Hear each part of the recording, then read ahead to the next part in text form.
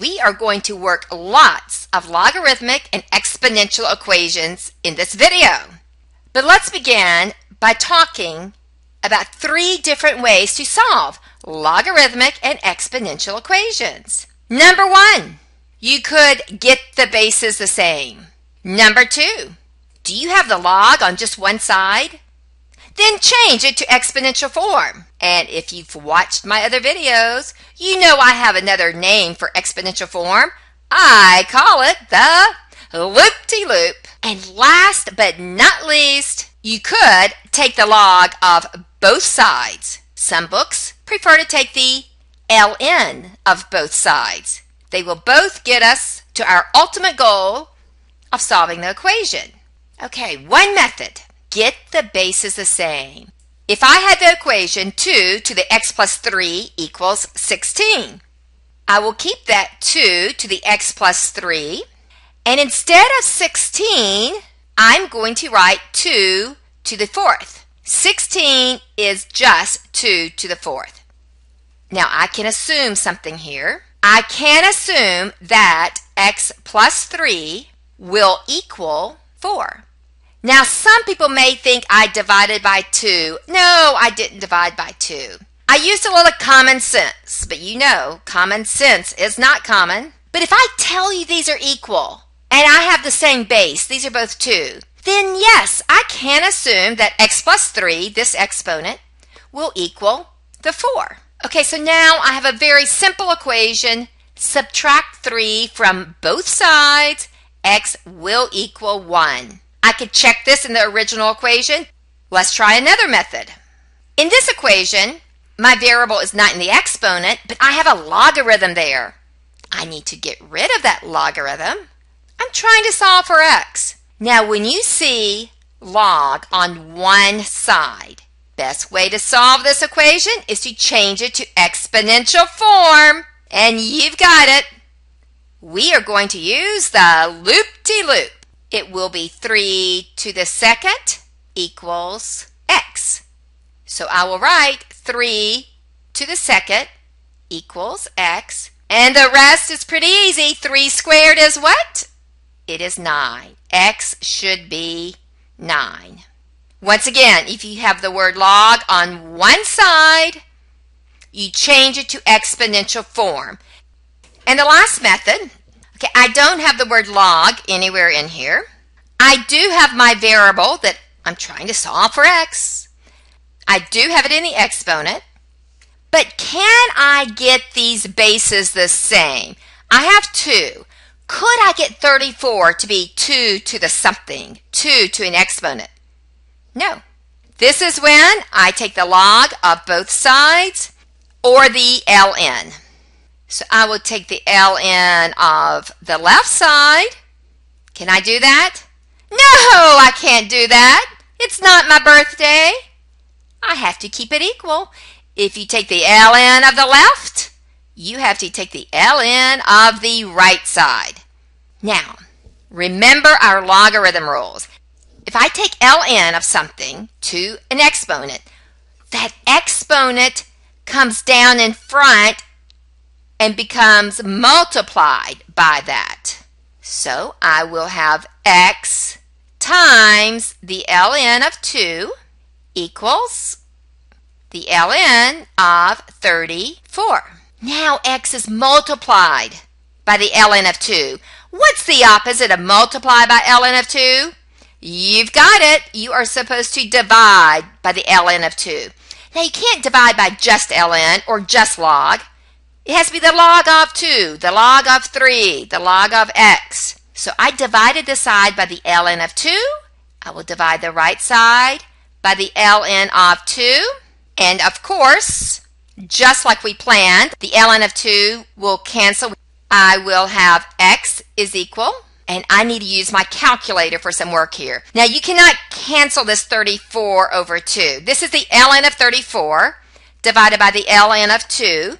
Your answer is, it'd be 5.087, and I will round this off to 5. It is approximately, so I'll put a little squiggly line.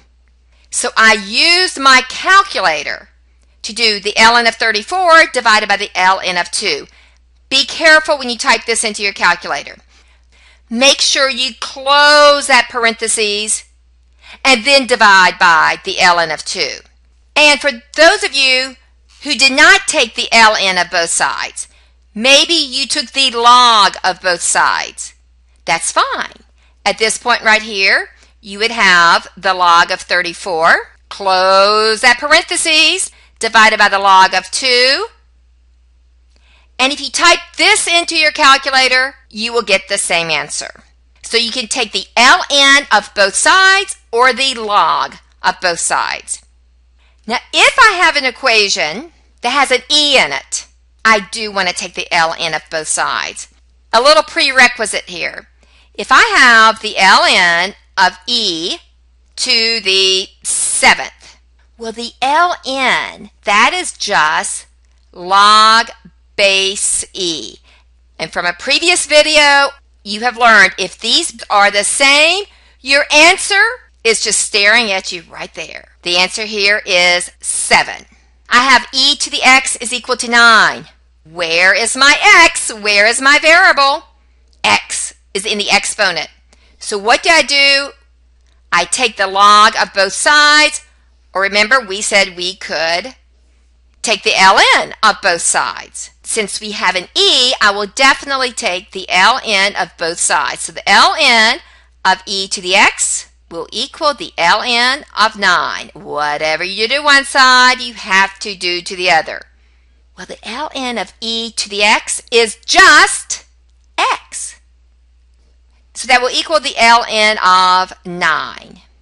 Put that into your calculator. And so x will be approximately 2.1972. Okay, so this is it. These are the three methods we're going to use to solve logarithmic and exponential equations. Now let's work a few, but I'm going to mix them all up. I have 9 to the x is equal to 27. The method I'm using here, I am going to get the bases the same. 9 is 3 to the 2nd. 27 is 3 to the 3rd. And if you have a power to a power, you are supposed to multiply that. 2 times x is 2x. And now I can use a little bit of common sense. I'm telling you these are equal. I have the same base. You should see that 2x will equal 3, which means x will equal 3/2. And you can check it with a calculator. I have 3 e to the x equals 60. I can't get those bases the same. I have e to the x. I have my variable in the exponent. I want to take the log or the ln of both sides. But you need to get this e to the x, this term that's raised to the exponent, by itself. The 3 is not raised to x, only the e. So I'm going to divide both sides by 3, because 3 is multiplied by e to the x. I will divide. I will have e to the x equals 60 divided by 3 is 20. And now this e to the x is by itself. I will definitely take the natural log since I have an e. And the natural log of e to the x, it's simply x. That will equal the natural log of 20. I could say that is approximately, it'd be about 2.996. I have log of 4x plus 3 equals 1. Remember, when you have the word log on just one side, what do? Change it to exponential form, also known as the loop-de-loop. Now, if I do not have a base down here, I do know that is just base 10. So let's do the loop-de-loop. It is 10 to the 1st. That's equal to 4x plus 3. 10 to the 1st, that is just 10. That will equal 4x plus 3. And now I am down to a simple equation. Is this quadratic or linear? This is linear. I just have x to the 1st. So I don't have any factoring to do. Subtract 3 from both sides. divide both sides by 4. Your answer is 7/4. Now just a quick note. What is the domain of this logarithm? I would have to make sure that 4x plus 3 was greater than 0, which means 4x would have to be greater than -3, which means x would need to be greater than -3/4. So my domain would be the interval -3/4 to infinity. Well, my answer is okay. I don't have to throw it out because 7/4 is in that interval. One more thing I want you to notice just for the fun of it. If I wanted to check this, I would have the log of 4 times x. Our x is 7/4 plus 3. So that would be the log of, that would be 7 plus 3, which is the log of 10. Well, now remember, if I don't have anything down here, I do know that 10 is down there. And if these match up, the answer is just whatever's in the exponent, a 1. And sure enough, I think this answer should be 1. And yes, it is 1. And that's not magic. That is mathematics. Okay, we have 8 to the x plus 3 equals 16 to the x minus 1. Which method should we use? I'm going to choose to get the bases the same. 8 is 2 to the 3rd. 16 is 2 to the 4th. Now remember our rules for a power to a power? You have to multiply that. So I have to multiply 3 times x plus 3. That would be 3x plus 9. On the right side, I have to multiply 4 times x minus 1. That would be 4x minus 4. And now I do have the bases the same. I'm telling you this is equal. You should be able to assume that 3x plus 9 will equal 4x minus 4. Is this a linear or a quadratic equation?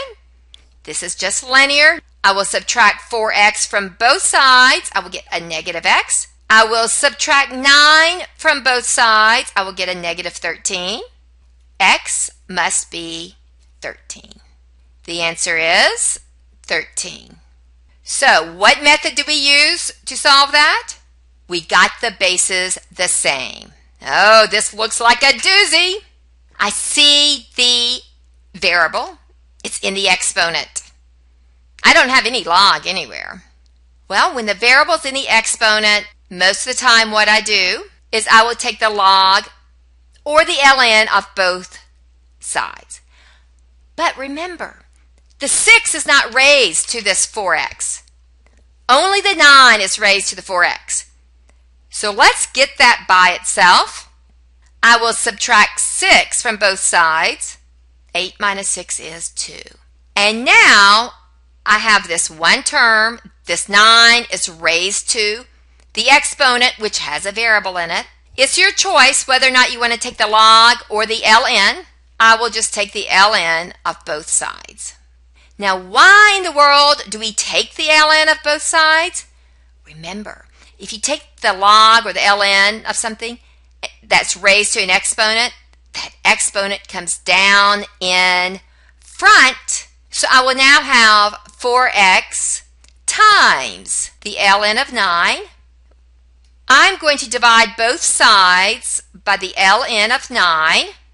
Now you can do this in 2 steps or in 1 step. But if you do it in 1 step, you have to be very careful. If I do it in 2 steps, you can easily see the ln of 9 will cancel with the ln of 9. I will have 4x equals ln of 2 divided by the ln of 9. I will plug that into my calculator, and then I will divide by 4. Let's switch over to the calculator and see what we get. I could type in the ln of 2. Make sure that you close that parentheses. I'm going to divide that by the ln of 9, and my answer is this big number. And then I'm not done. I haven't solved for x yet. X is still being multiplied by 4. So I'm going to take my answer. Now, all I did was hit divide. And when I hit divide, it just brought my previous answer up. and I'm going to divide it by 4. And so my answer is 0.078. Now if I'm rounding it after 4, do I change that to 89 or just leave it 88?